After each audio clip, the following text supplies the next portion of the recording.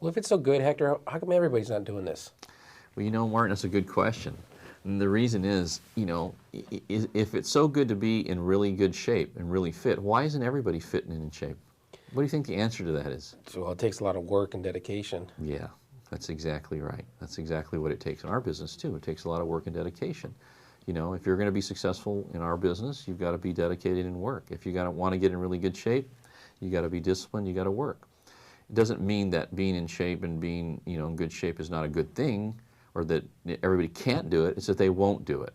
So really it happens to be, it's a personal decision, you know. If you want to be successful, then there's certain things you're going to have to do. And it's just like being in shape or being in a business. So the reason everybody doesn't do it is because they come in, they go, everyone likes the idea of making a lot of money, right? Everybody likes the idea of being financially independent. Everybody likes the idea of building a big organization that pay them, you know, hundreds of thousands of dollars a year in passive income. Isn't that a great idea? Yeah. Except that you got to work to do that. It doesn't, you know, people don't come to your house while you're sitting in your Barca lounger and say, hey, here's a bunch of money. You're going to have to do something for that. That's the real reason why everybody's not doing it, because you actually have to do something. Does that make sense? Yeah, it makes So a lot the of question sense. I have for you is, do you really want to be successful? Yes, I do. Okay, then why don't you give it a shot? Okay. All right?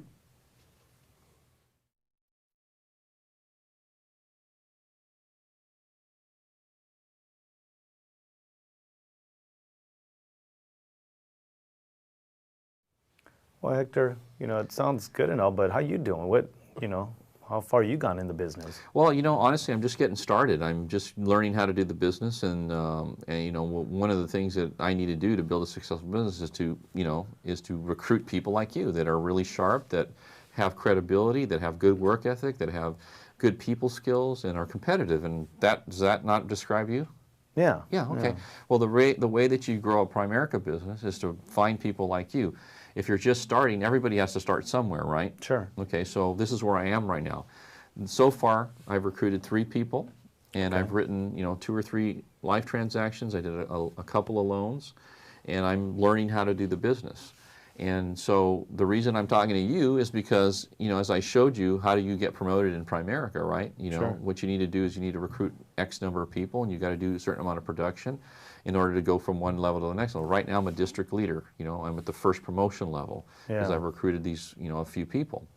And in order for me to go to the next level, I got to recruit more. So that's the reason I'm talking to you, because if I can recruit somebody like you who's a sharp person, that's credible, good people skills, competitive, right? Then that's going to increase the opportunity for me to go to the next level. So, and the other thing is this, really, does it matter how I'm doing, or does it matter how you think you're going to do?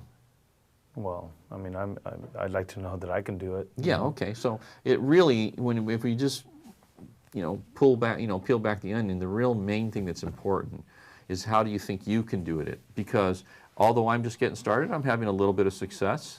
Not as much as I would like to yet, because I'm just getting going.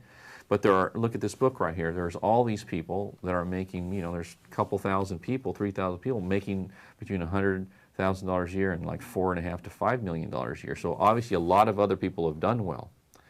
And regardless of where I'm at, we already know that a lot of people have already done it. People like you that come from the same background you came from. There's countless number of people that have been successful at it. So if they've done it, is there any reason you couldn't do it? If you made a decision to do it? No, but I mean, how much money are you making in it, Well, like I said, I got started. I've probably made, since I got started, $2,000 or something like that. Okay. But this month, it's my intention to do 10 life transactions, 2 loans, and a couple of mutual funds. If I do that, and I'm kind of on track to do that, Sure. I think I could probably make, $2,000 or $3,000 this month. Okay. Part-time, because I still have my job. And so I think this first year, it's my intention to make, 25 to 30,000, maybe 50,000 my first year. Okay. And as I start building this organization, if I can get people like you on board, then I think next year I have the potential to maybe, hike that up to 100,000. Yeah. Right? Okay. But again, that's where I'm at, being honest with you, but I think you'd be great at this thing. Okay. Okay? Great.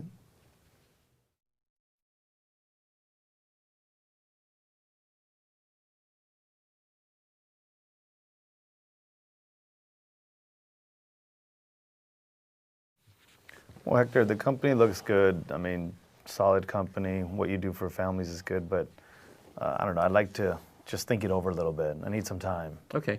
You know, when somebody says they need to think it over, Juan, especially if they've seen it, you can see that our company is really fantastic. Sure. Tons of credibility with Citigroup as our parent company, et cetera, right? Yes. You can see from the examples of what we do for people, what we do for people is pretty fabulous, right? Yes. I mean, we make very, very significant differences in people's financial lives. And then the compensation, I mean, come on, it's kind of almost ridiculous how good it is, right? Yes. Okay, so, you know, you say yes to all those three things, and then yet you're saying, I want to think it over. When somebody tells me they want to think it over, what they're really saying to me generally is, I'm not sure I can do this.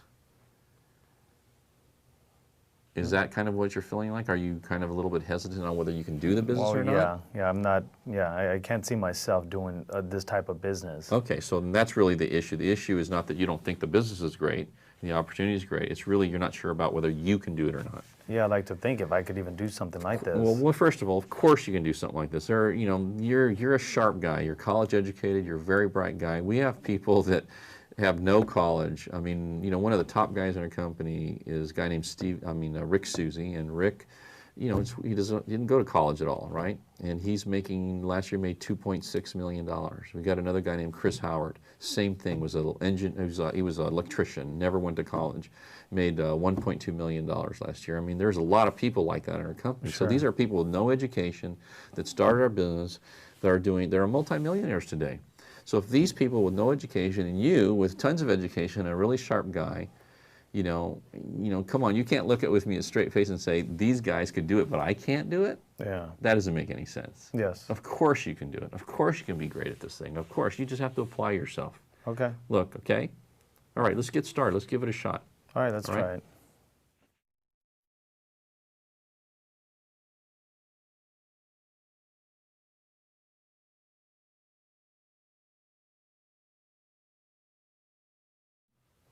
You know what, Hector? Everything looks good, what you've shown me, but I'm the kind of person that just needs to go do my research. I'm going to get on the internet and check out the company and stuff. Hey, listen, no problem. I don't have any problem with you doing it. But listen, I want to make sure you understand something. Did you know that over 50% of the information on the internet is false? False? Were you aware of that? No. Because, see, when you go on the internet, you can, if you're internet savvy, you can post anything you want on the internet.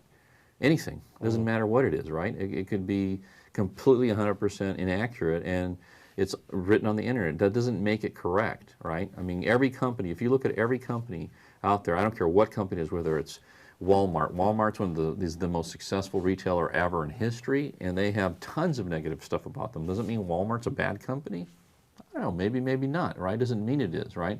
And you look at everything, you look at the government, there's people that are negative about the government, et cetera, et cetera. So I guarantee you, if you go on the internet, you're probably going to find something like that, all right? But the best way to make a decision on whether this is right or not is to talk to people that are engaged in the business, that are doing the business, that are actually, you know, having some success, and find out from them, people that are doing it, not from somebody, disgruntled person that may or may not have had a good or bad experience. I mean, it doesn't make any sense to do that. So I just want you to caution you about that. The decision you make about whether to get in Primerica or not should really be based on your personal experience, what you experience, what you see, not what somebody on the internet sees, right? Don't you agree with that? Yeah, I agree. Okay, so let's go ahead and let's get this thing started, get you going. You can do your research, that's fine, but let's see, why don't you see how we operate, how I operate, the way that I do things, the way that we, you know, your experience with me in the business. I think that's going to really solidify how you feel about Primerica more than anything you could possibly read on the internet. Okay. Okay?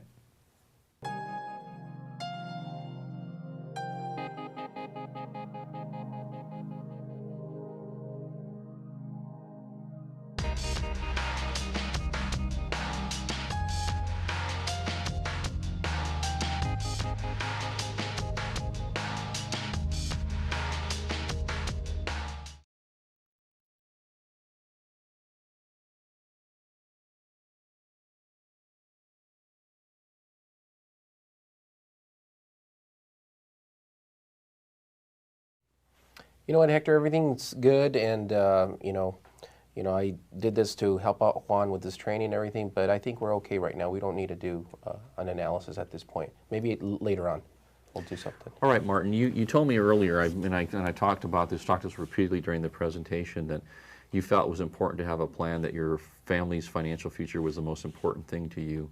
and you currently don't have any kind of a plan, and now I'm offering you a plan that's going to allow you to retire much sooner than you're on pace to retire. It's going to allow you to get out of debt a lot sooner than you're scheduled to right now.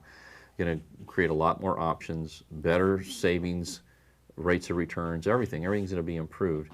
And now you have a chance to do that, and it's, there's no charge to do that. It's complimentary. And on the one hand, you're saying, I want to improve my financial life. On the other hand, you're saying, I don't want to do this. I'm like kind of lost. I don't really quite understand that thought process. Could you help me out? Yeah, you're right. What do we need to do then?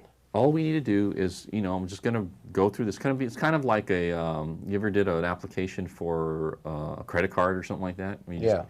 All I'm going to do is I'm going to start asking you some questions about where you're at right now. We're going to find out where you are right now, what your situation is. And then once we get that information, we're going to take that information and we're going to put it into a program that we have, a really sophisticated program we have designed. And then what that's going to do is it's going to print out some recommendation solutions to get you from where you are right now or where you want to go financially. That's all it's going to do. So it's kind of like this. It's kind of like garbage in, garbage out. I don't know if you ever heard that terminology before. The better quality of information you put in, the better quality of information you get out. So all I need to do is get that information from you. It's not going to take very long. It might take 20 minutes or so to do that. And once we do that, then I'll take that back. We'll come up with a game plan for you, and we'll get you on the road to where you really want to go, which is you want to get debt-free and financially independent. You told me that earlier, right? Yeah. Okay, and you don't have a plan to do that right now. Based on where you're going right now, it's not going to happen, right? Yeah, you're right about that. All right, so let's go ahead and do that, right? Okay. All right, great.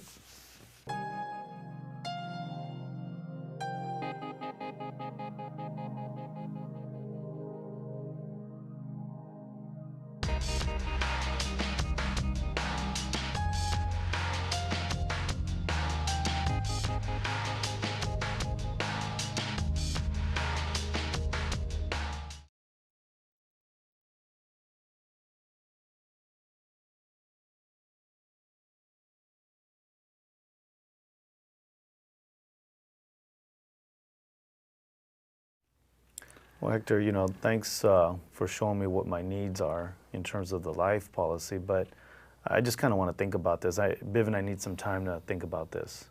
Okay, I understand that. One of the things that, and I talked to you about the need for life insurance because you don't have any right now. Yes. Right now, you're making $100,000 a year. That's about $8,300 a month that you're bringing into the family every month, right into the household. Biv's making $60,000. That's about $5,000 a month that she's bringing in. And you don't have any protection right now. You have 2 young children. You've got a mortgage. You've got all the other obligations that go along with running a household and a family, right? So remember what I said, the reason for the life insurance, okay, it's important that you understand it, is to replace the income. So you're a father, you're a husband, and you're a provider, right? Yes. Okay, you've got those 3 things going for you. So all of a sudden, you have your $8,000 a month coming into the household. You die, boom, that's gone. The problem with that, Juan, is that you've got the mortgage, you've got to feed your children, you've got everything else, right? From utilities to insurances to tuitions to et cetera, all those things. They don't stop, and they're not going to stop, right? So right now your family's in a kind of precarious position, and you told me earlier that protecting your family and providing financial security for your family was the most important thing to you in your life. But now you're saying you want to think about it. To me, I'm kind of lost here. I don't understand the concept of you want to do the best thing for your family, but then you want to think about doing the best thing for your family. I'm not sure which one it really is. Well, it's just, I guess I can't see me spending something like, on a monthly basis for like a life policy. Well, the terms of spending have to do with your belief in the benefit of it and what it does for your family. So if spending $160 a month automatically replaces $8,000 a month of income to your family, that doesn't make sense to you? Well, yeah, I guess. Because right now, what are you spending on your homeowner's insurance a year? On a yearly basis, about $550. $550, so about $45 a month or so. Yeah, okay. right around there. And then your auto insurance, what are you spending on that? Wow, about $2,000 a year. A year. So about $160 a month. Yes. So you're spending $160 a month for a vehicle that's worth $50,000 or less, probably, right? Less than that. Okay. So you're insuring a car that's replaceable. Yes. with $166 a month, but you're saying you're not sure about replacing $8,000 a month in income, which if you died tomorrow, that may be 20 years worth of income, right? Yes. $100,000 a year for 20 years is $2 million. Yes. Can you see the irony in that? I see. You see that? Yeah. So, okay, I don't want to sell it to you unless you really understand that you need it. Well, no, I mean, Okay, I see what you're but getting you've got at. to understand that you need it because you do need it. It's not like something, I'm not trying to sell it to you just to make a sale. I'm trying to get you to see that you really need to do this if you care about your family, if you want to make sure. So, look, if you, like I said this to you before, but if you die, the challenge with that is it's a huge loss emotionally to your family. Yes. Come on, you know that, right? If Biv died, would that not be a huge emotional loss? Yes. Imagine you lose somebody you care about and love, and then on top of that, you put a financial burden on top of that. Yeah. Does that make any sense if you could avoid that, to let that happen? Yeah, you're right. Yeah, okay, great. And you guys make plenty of money to be able to afford something in your budget, right? Yes. In fact, I'm going to show you how you're going to save a lot of money anyways. That's going to be inconsequential to the whole picture when we get done. Okay. Okay? Okay, thanks. All right, so you ready to go ahead with that? Yes. No problem, right? Yeah, no All problem. right, okay, great. Let's go ahead and do that then. Okay.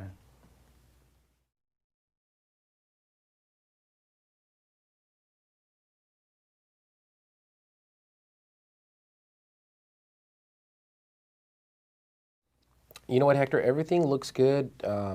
I'm so glad that you let me know about this policy because I want to get rid of it as soon as I can. But let me, take some time and really, look over your proposal because I don't want to be making the same mistake again that I made last time.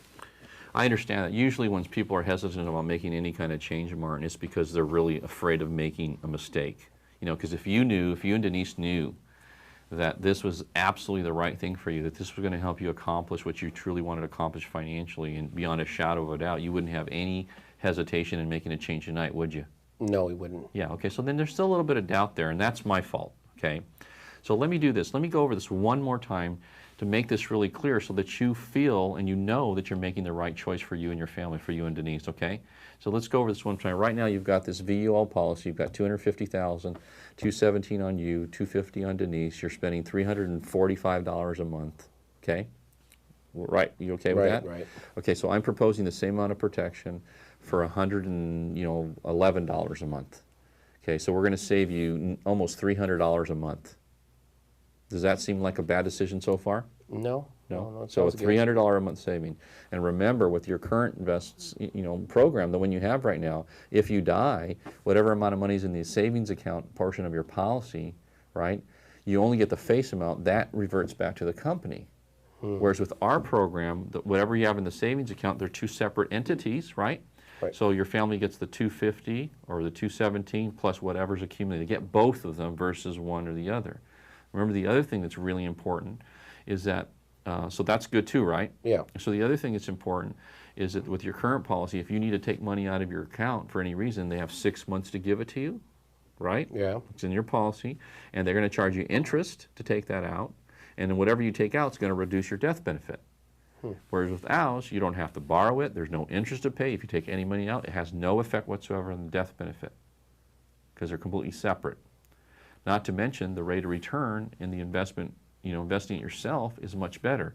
Another thing that I want to point out to you and I want to remind you about too is that by investing that difference in a qualified account like an IRA or your 401k, you get to deduct all of that from your income on top of that. You get to deduct it, where here you don't get to deduct anything. So you get a tax savings as in addition to not having to borrow, in addition to getting that, in addition to you dying, in every way, shape, or form, it's better. Can you see that? Yeah, I could see that. I mean, it's right here in black and white. Yeah. So if you're looking at this in black and white, you see all the pros and all the cons. You can see that this is a really good decision for you and your family, right? Yeah. It's going to benefit your family. Can you see that? Yes. Okay, so can we go ahead then? Well, let me talk to my agent and then find out, my brother-in-law, because he sold it to me. I want to know why he sold it to me. Okay, so we already talked about that earlier. Remember I said, if he sold it to you, does it really matter why he sold it to you? He's an agent, and he could have sold you potentially a term insurance policy and proposed what I'm proposing. He didn't do that, though. He Yeah. chose not to do the very best thing for you for whatever reason. I don't know him, okay? All I know is he didn't. It's kind of like if you're going to go, if a dentist pulled out the wrong tooth, right? Would you go back to that, revisit that dentist so you can pull out another tooth? No way. No, No you way. wouldn't do that. That's crazy, isn't it? Right. Yeah, So, you're right. You're right. there is really a reason that you need to talk to him? No, Other than let's you just might, go ahead you and do want to, punch him or something. Yeah, I don't probably. know, right? But other than that, there's no reason to, right? All right, let's go ahead and Let's do it. do this. Come on. This is the right thing. You know it is. It's in black and white. It's clear as day here. Okay. All right. Let's go ahead.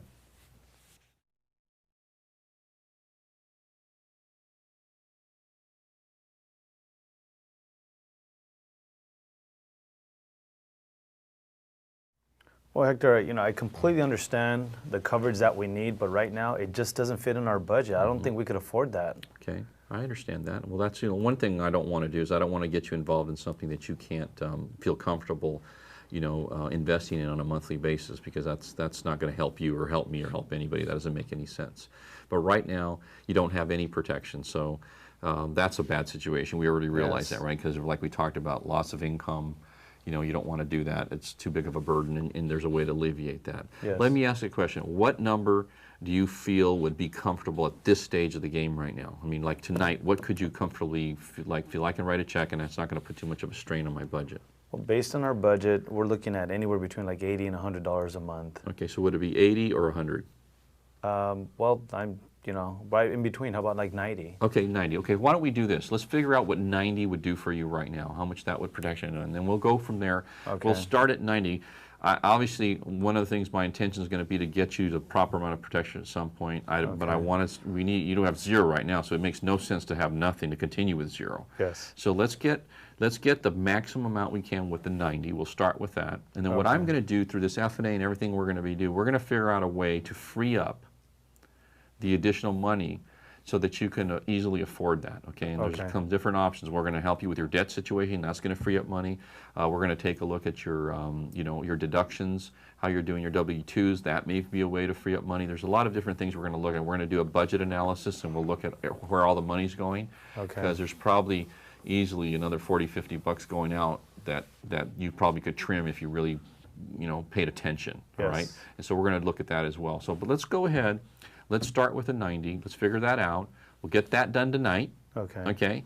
And then we'll work on increasing it. It's real easy to increase it. We won't have any problem doing that. It's a piece of cake to increase it once the policy is established. And we want to get you conditionally covered tonight. Okay? Okay. All right, great.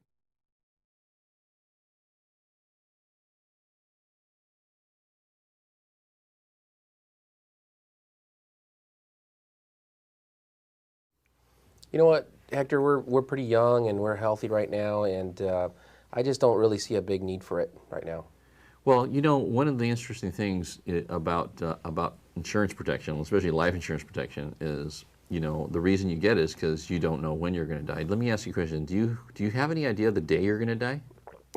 No. Huh? No, I don't. You don't know what that day is, do you? No. All right. There's no way of knowing that, because if you knew the day, you'd go by it the day before, right? Right. Okay, but we don't know that. I mean, anything can happen. There's people that die when they're 15, 20, 25, 30, all different ages, right? There's a lot of different ways. So the reason for the insurance, again, it's really important. I don't want to sell you something that you're not going to feel comfortable with, or you're not going to own. You've got 2 young kids right now, right? And even though you're young, you still have 2 young kids. And, in addition to being a father and a husband, you're a money machine to your family. And right now you're making about $5,000 or $6,000 a month. Every month, that money's coming into your family, all right? And Denise is working at the bank, but she makes about $2,000 or $3,000 a month, right? Okay. So if you're making $5,000 a month, if something happens to you, if you die, I mean, you're in a truck all day, right? There's a potential for getting in an accident. And, I hope that never happens, and it probably won't happen, but you never know, right? You're in a truck all day. If all of a sudden you're gone, right, that $5,000 a month income to your family is also gone. It's history, right?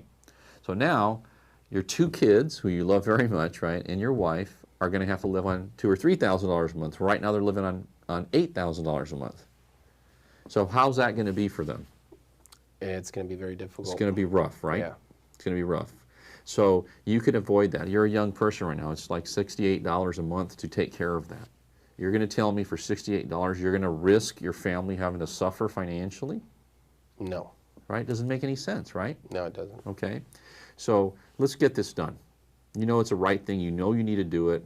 And the whole point of it is to replace all of it. What we're going to do is we're going to get you investing money, too. We're going to get you saving money. My intention is to help you make a lot more money than you're making right now. You want to do that, right? Absolutely. So if I can help you start making an extra $1,000 or $2,000 or $3,000 a month, this $68 it's pretty inconsequential, right? Right. All right, let's get busy doing that then, all right? Okay. Okay, good.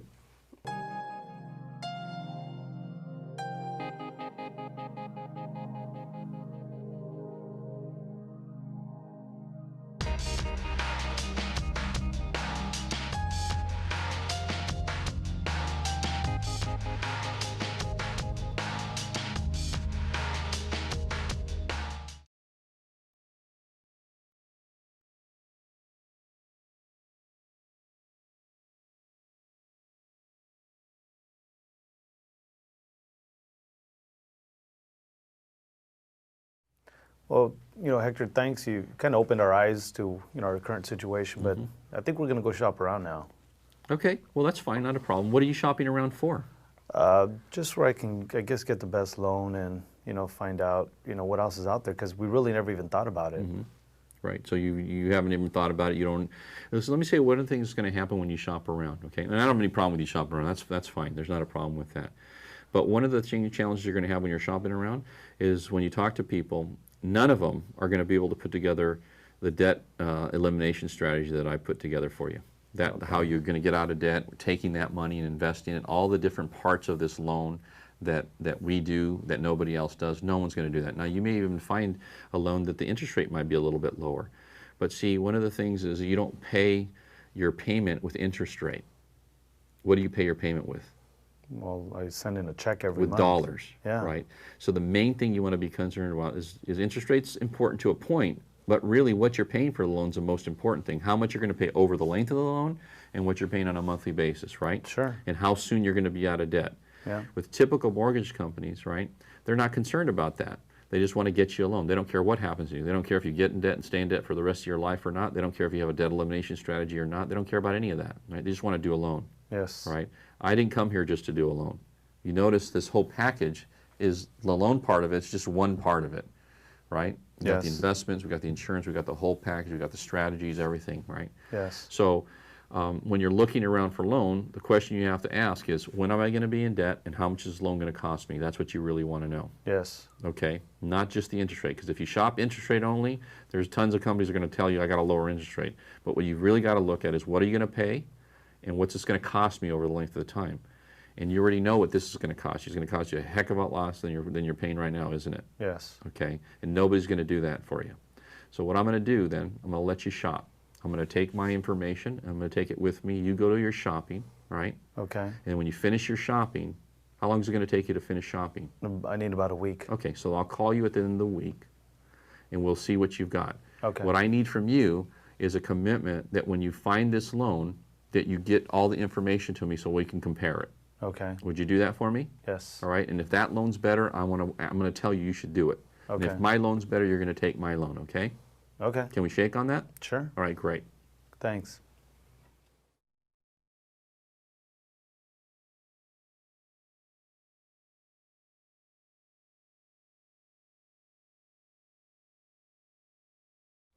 You know what, Hector? The loan proposal looks good. It's just your interest rate's way too high, man.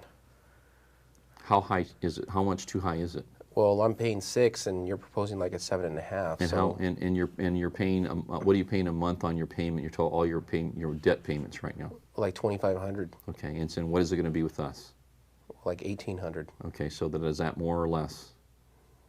Well, I'm paying more. Yeah. So you'd be paying less with my interest rate. Yeah. So is interest rate is really the issue? Do you need a lower interest rate, or do you need to pay less per month in dollars? I guess less dollars would be better. Yeah, because what does it matter if the interest rate's 20% and ours is 20 and it's 10 or it's 8 or it's 6? You pay your loan with what? With dollars, With don't dollars, you? yeah. You don't pay it with the interest rates, right? You pay it in dollars. And the most important thing is, how much is it costing me and how much is it going to cost me over the length of the loan? That's the real question, not the interest rate. Interest rate is not the issue. Yeah, Would you're you right. agree with that? You're right. Because it's in black and white here. This is what you're doing right now. This is your interest rate. This is when you're going to be out of debt. This is what your cost is. And this is it if you make a change. Okay. And it's pretty clear, right? Yeah. Are you comfortable with that? Yeah, I'm comfortable with that. All right, great. All right.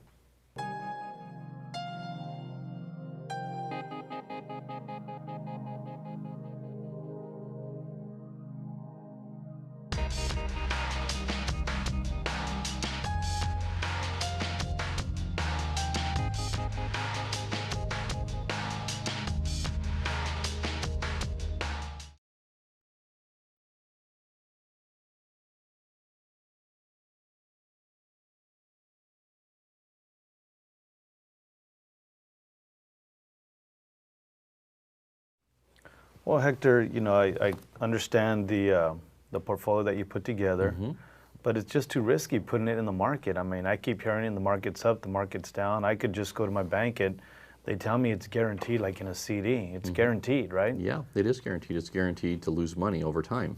That's what it's guaranteed to do. Haven't you seen? Let me show you again how this works, okay? Okay. If you go with the CD, right? Our proposal is a proposal I have in front of you right here. Sure. Right now, the CDs that you're involved in, right, over the last 30 years have averaged 6%. Okay. Okay. So based on this $100,000 that you have, you're going to end up with, you know, $537,000 at the end of that 30-year period of time. Okay. Okay, which is not bad. I mean, not a problem. But if you invested it, if you would have invested it where what you say is it's not guaranteed and it seems a little more, you know, risky or aggressive, however you put that. Yes. This particular thing ends up at, you know, $3 million. Wow. Okay, so the difference is $2.5 million. Yes. Okay, so which one to you is more risky? Well, I mean, if I have the potential to earn, you know, $2-3 million, and I mean, yeah, it's risky. Or the potential to lose $2 or $3 million if you stay in what you're in, True. right? True. You're going to lose that potential income if you stay where you are. Yes. So what's more risky? Staying where I'm at. Yeah. Yeah. Isn't it? Yes, Yeah. absolutely. You can see that, right? Yes. Because the quality, think of the difference. A big thing you have to think of is if I have 500, I have 3 million. What's the difference in the quality of life at retirement with 5 versus 3? Oh, well, there's a huge difference. It's like it's completely obvious which way you need to go, right? Which Yes. decision you need to make. Yes. The reason you want to go with what we have to offer in the portfolio and the diversification of this investment is what affords you some level of you know, risk reduction, Yes. if you will, right? That's what it does. That's the reason for the multiple you know, in mutual funds that we're going to use to Yeah. offset that fear you have of risk, right? Absolutely. Right. And so all we have to go on when we make any kind of decision or choice about anything that we purchase, whether it be a car or whether it be an investment, is how has that company performed in the past, right? Yes. How has it performed in the past? Like, I don't know, what kind of car do you drive? I drive Tahoe. It's a truck. Tahoe. Why did you choose a Tahoe? Well, for, you know, the size, for, you know, my family feel secure, and, you know, I have 2 kids. I want a good, solid Safe car. Yeah, Yeah. safe car. And reliable, Reliable, yeah. has a good track record, Yes. right? You know, it's not, they don't produce a bunch of lemons, Yes. right? Well, the same thing as investments. You look at their track record. How have they done in the past? And this is what I'm showing you. This is how it's done in the past. I didn't make this up. This is actually what happened. Yeah. Okay? Okay. All right? Okay, thanks. Great.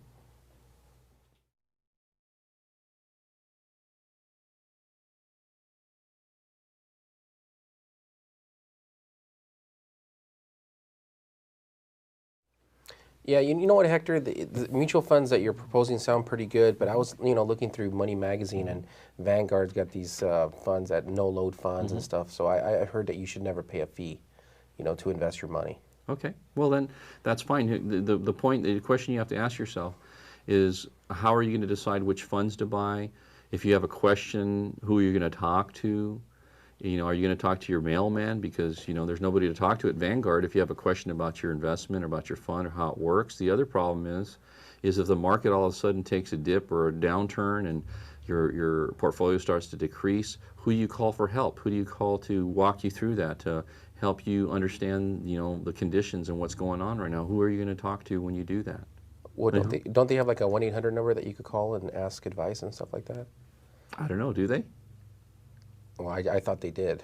Well, you'd have to check that out. I don't think you're going to, unless you're going to invest a significant amount of money, you're not going to get any help from these companies, right? You're going to have to do all your own research. You're going to have to figure it out on your own. You're going to have to make the decisions. There's not going to be anybody you can counsel with. That's what happens, right? The reason it's free, right? Have you ever heard the thing is, you know, I mean, nothing's really free? Yeah. Yeah, it's true. When it's free, then what is it? They're going to have great service when something's free? I guess not. No, of course not. That's not possible because they can't give you both. They can't give you great service and then not charge you anything.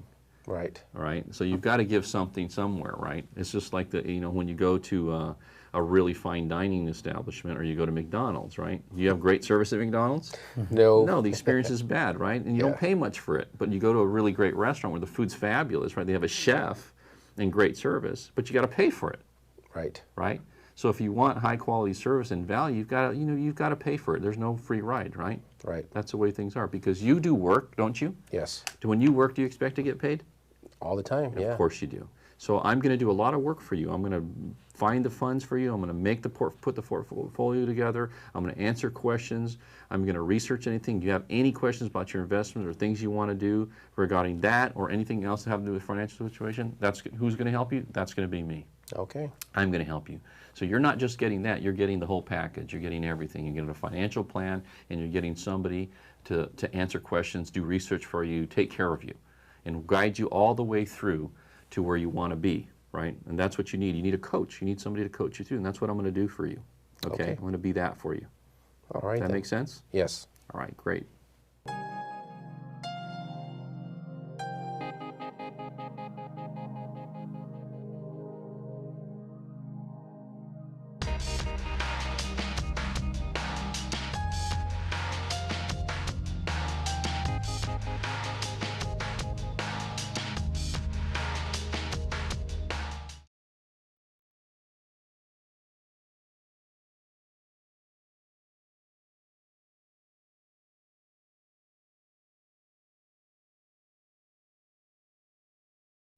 All right, guys, that's the conclusion of overcoming objections. There may be some other objections that come up. One of the things as you look at this, this video or you listen to the audio portion of it, pay attention to the questions I ask.